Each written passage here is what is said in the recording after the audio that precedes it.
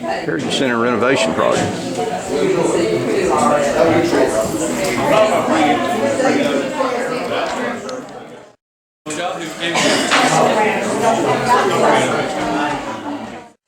I would like to thank Mayor Potter, Council President Mr. Stewart, and the other council members for letting me present the Heritage Center's view on the proposed funding for a building addition for the Scottsboro Jackson Heritage Center.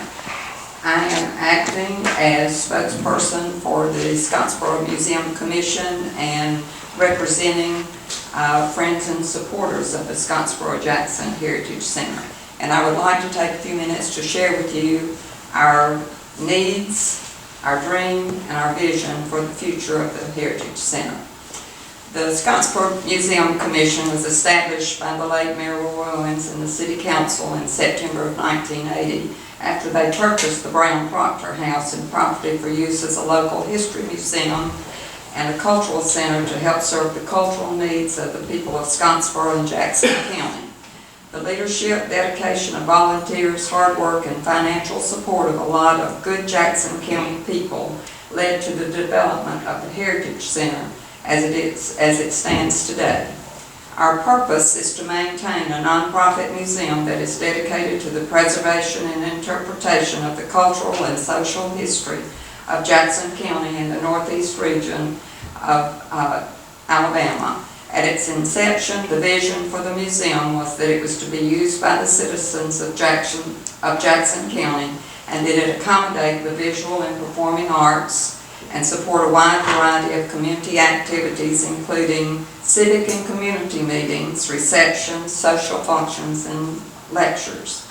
Previous and current members of the museum board and its directors have, as well as numerous volunteers throughout the years, have strived diligently to carry out the mission that was set forth with the creation of the Museum Commission. They've dedicated hours of labor and love and financial support to see the Heritage Center where it is today. We've reached the point that we are desperately in need for more space to continue to carry out the need to serve the citizens of the community and to be able to accommodate them for activities and functions that we sponsor and hold. We're limited on space for exhibits and displays. The only space that we have that we can do any long-term exhibits is upstairs. That space is not handicapped accessible. To be able to get to those display rooms or exhibit rooms, you have to climb a narrow staircase that's fairly steep with narrow treads to go up to those display areas. There is not room downstairs to hold any type of long-term exhibit or traveling exhibits or anything like that.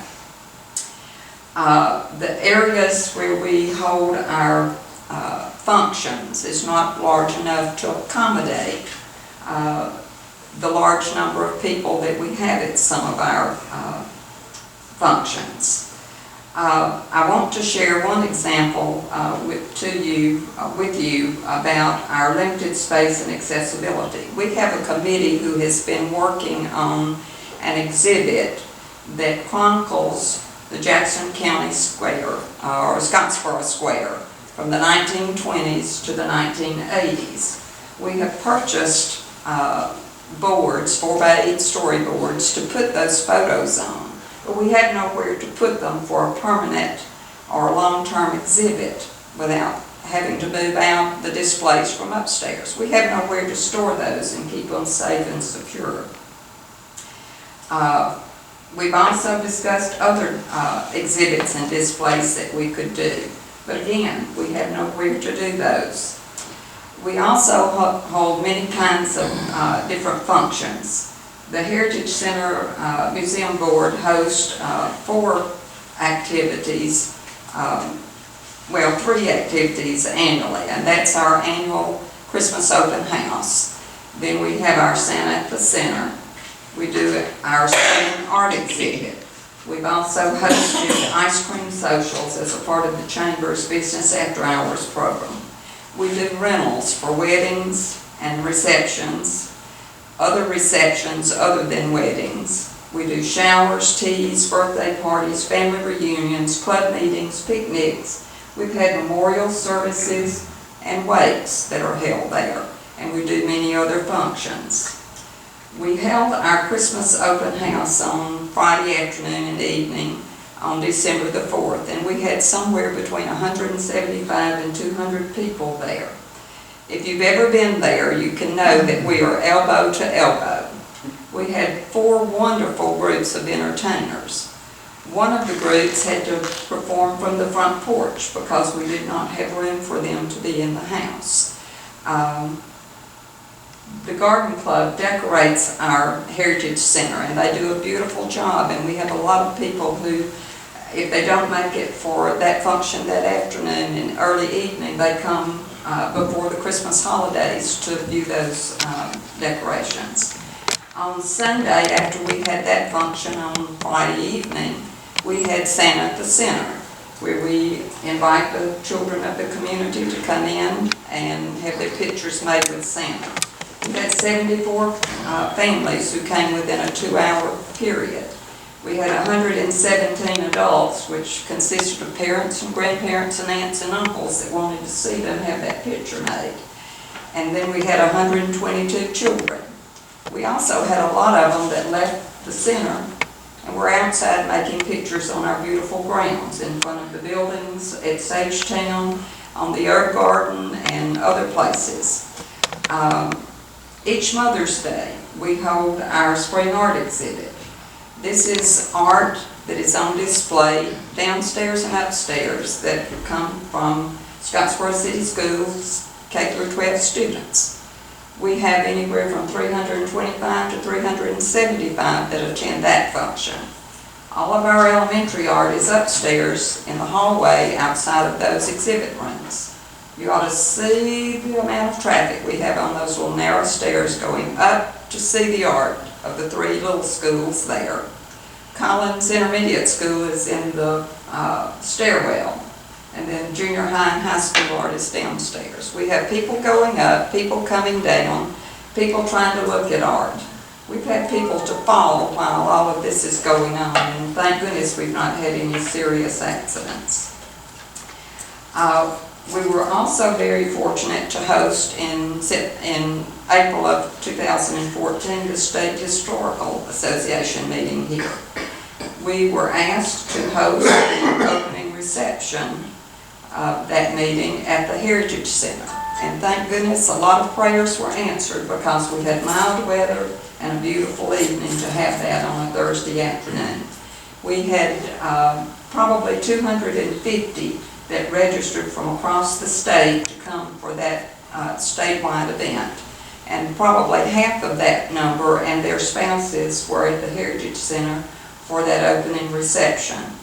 We had lots of wonderful compliments on our Heritage Center and on Sagetown and the grounds. They were just very impressed with what they saw. They were impressed with what they saw in Scottsboro. With the reception that they received here and the facilities that we had, and they're anxious to come again, and we hope that they will and that we'll be able to host them again. We need more space. We're at the seams. We just don't have room to do the things that we need to do. We have the renderings, as the mayor said, that were done by Mr. Harvey Jones in 1989. They are still relevant to what the space that we need today. I've given you some information about our budget in a handout I think that is in your packet, and I'll let you peruse that.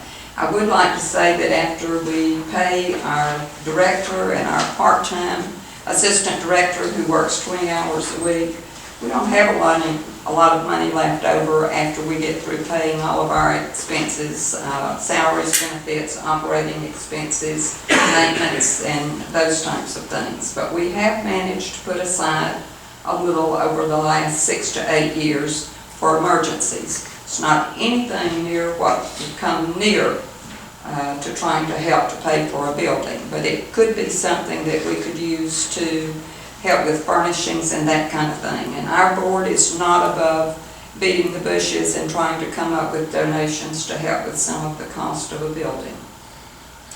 We know that $500,000 is an awful lot of money for anybody. We didn't just pull that number out of the hat.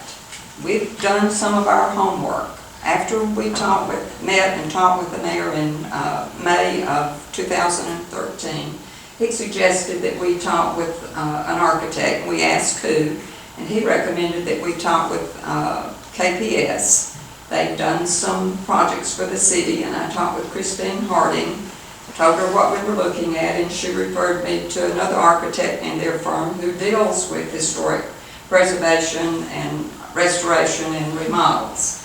David Ely came over, and he spent a Saturday morning with members of the board, with the mayor, and with Director Weaver, looking at the Heritage Center and looking at the where we wanted to place the addition as it's shown on the renderings that we have there.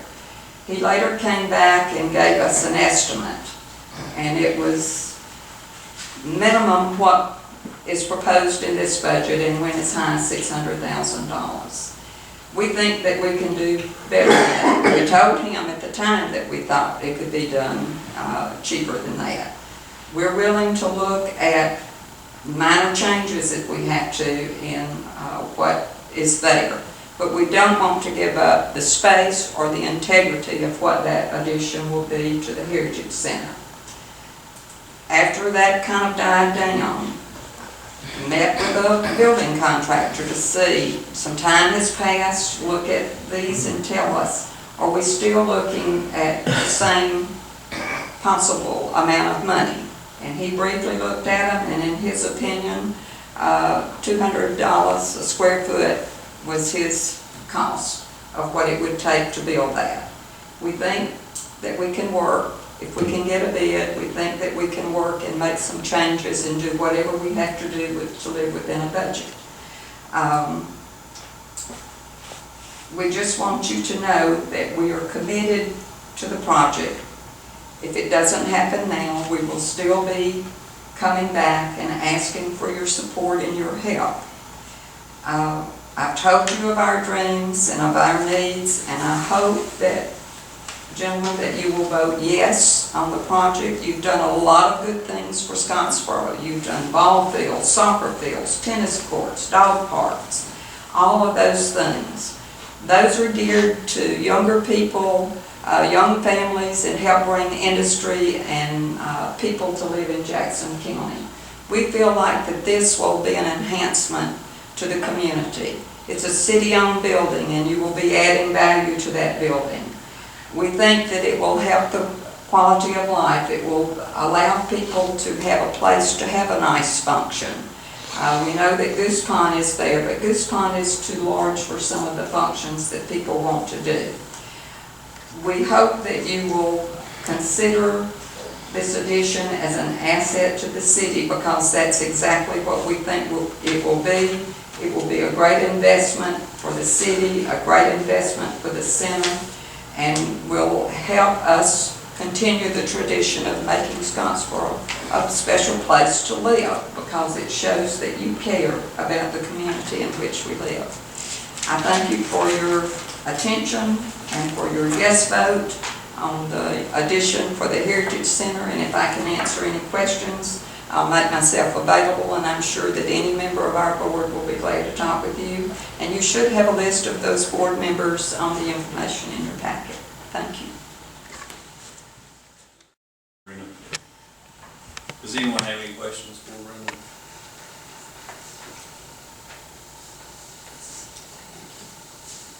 Right, we'll move on.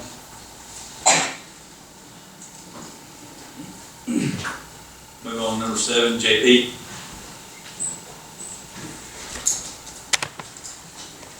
The Junior Bass Fishing Tournament. World fishing tournament. And I just want to say, I totally agree with Keith. There's just too much not enough local shopping going on, not enough local spending in our community. I totally agree with that. But I appreciate, I've discussed some brief discussions with Patrick and with Mayor Potter, and I want to thank the mayor and you, Patrick, and the rest of the council for being able to make this presentation. But this request is, we didn't find out about this until late October or early November, so it's something that is not in the budget. But it more, the monies that will come in from this event will more than make up for any of the resources that the city would need to spend to bring it to Scottsboro. And as you do have a document in your package outlining a lot of this, and there could be some questions that come out of this, but this event occurs in August of 2016.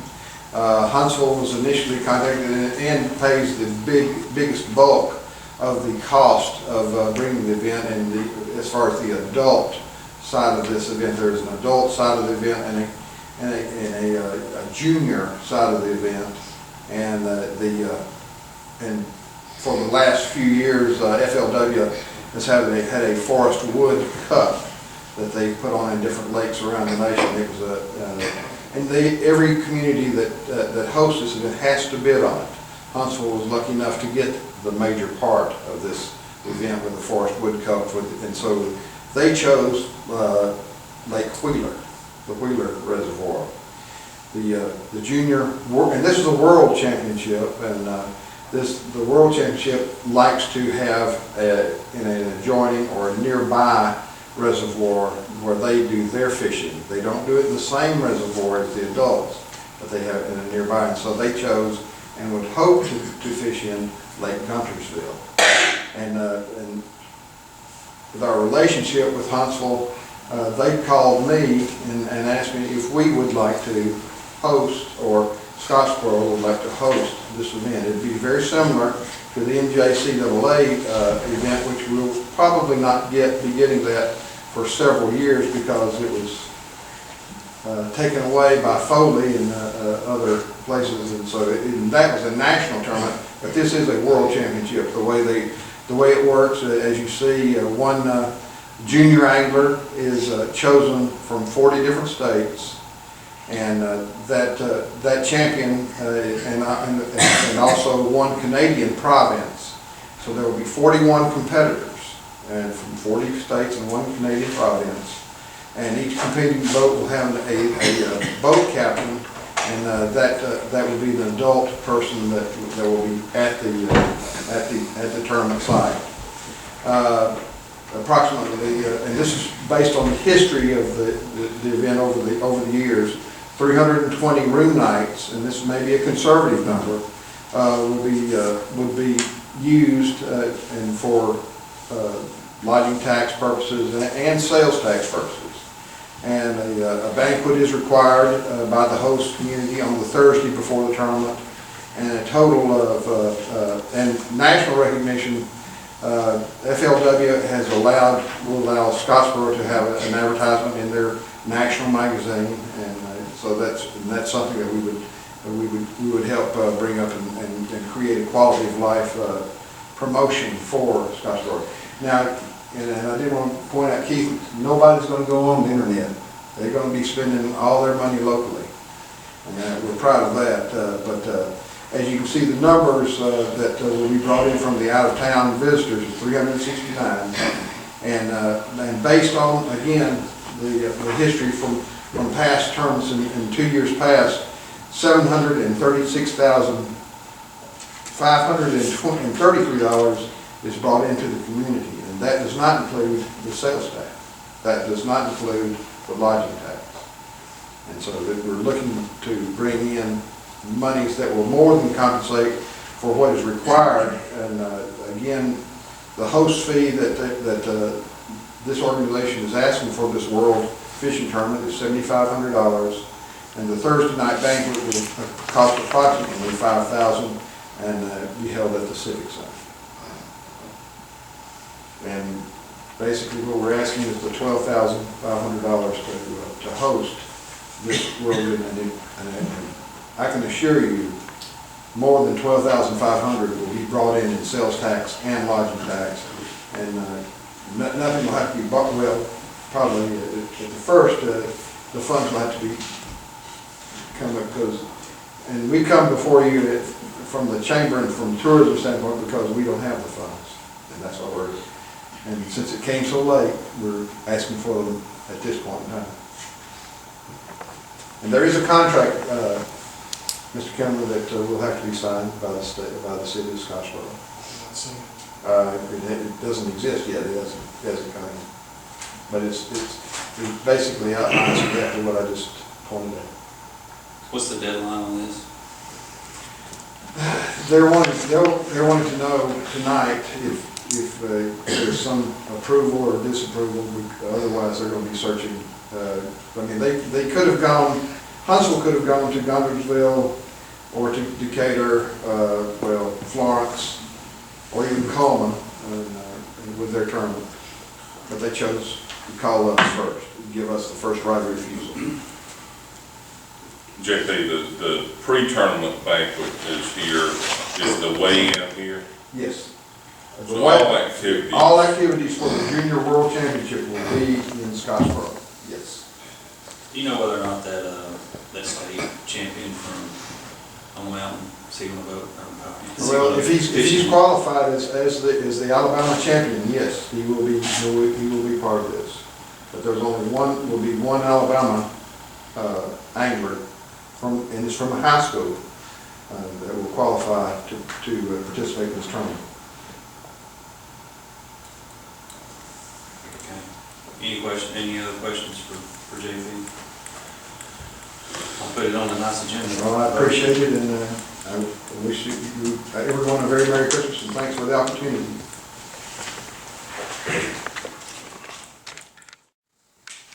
We'll go to the next item, number 8. Chief Gene Nicholas with the Fire Department, bless you, man. Thank you, and I will try to be brief, like everybody else, talking about money. Most of you should have this information, so I'll go through it pretty quick and answer the high points, or hit the high points if there's any questions. We're asking for a budget amendment in the amount of $47,775. Those funds would be used to purchase a truck chassis for a brush truck that was part of our FEMA grant this last year. And then once this whole project is complete, FEMA will reimburse $90,477 for the project. So the budget amendment tonight, if approved, would go back into the general fund at that point.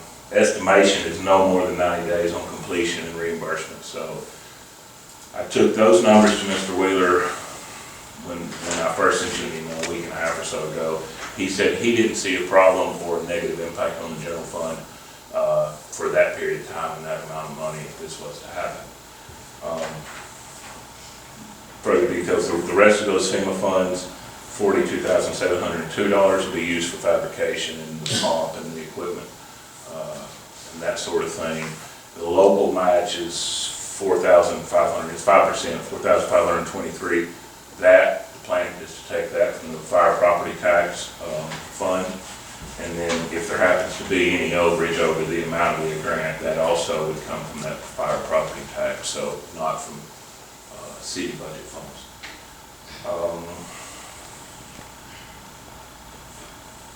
The advantage for us to do it this way, because we're a government entity, we're able to buy this truck at state bid price, versus if we were to get the whole thing through an apparatus dealer, they're buying the truck at a market price, and then obviously, most likely, adding a premium to us to handle that transaction. So we're able to buy the chassis and then send it to the manufacturer.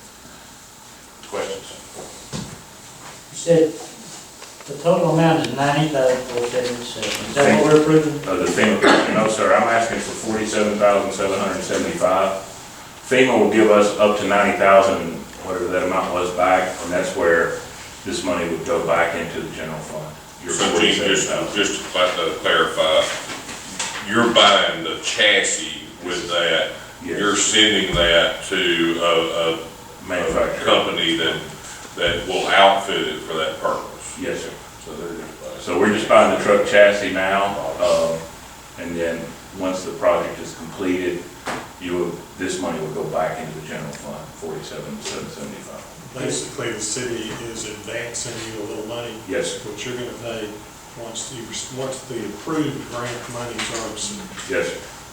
And the match, the 5% match, comes from not the general fund or the city's budget. Correct. It comes from the fire tax revenues. Yes, sir. Again, FEMA grant will pay for $90,477 upon completion of the project. So when you buy the truck, somebody's got to pay the $90,000 up front. Would that be right? No, sir. What we're doing is buying the chassis at this point. We'll send the chassis out, we'll send the rest of the work out for bid, and then a company will finish the work on the chassis. Two-phase project. Yes, sir. Chassis first, Yes, completion second. yes, sir. And, they'll finish the rest of the work. FEMA will reimburse, the city or I say the city, FEMA will pay $90,477. Of that $90,000, your $47,000 will go back into the general fund when FEMA reimburses or pays that money. So it's basically an advance. I'm asking you to borrow $47,000 for 3 months. Now, will you be coming back for the additional 42,702? That's not my intent, no, sir. Once, we're gonna work it in that spec so that when that truck is complete, we'll run through an acceptance test and those sort of things, and then they'll get paid out of the FEMA reimbursement. So we don't. I'm guessing you have the 4523 already in the fire tax fund? Yes, sir. Kind of looks like while they're doing all that, but you're not gonna be getting that money until it's completed, and normally, you don't always get it right off the bat. FEMA is, I do understand what you're saying, FEMA is historically quicker than the state. They do a direct deposit on all their grants, I so. remember years at some point where we didn't get our money for years on Yeah, things. And I know the last state one we did, it was like 6 or 8 weeks, but FEMA, on every grant project I've done with them, has been within a week, 10 days max, so. Thank you. Yes, sir. Thank you, James. Thank you.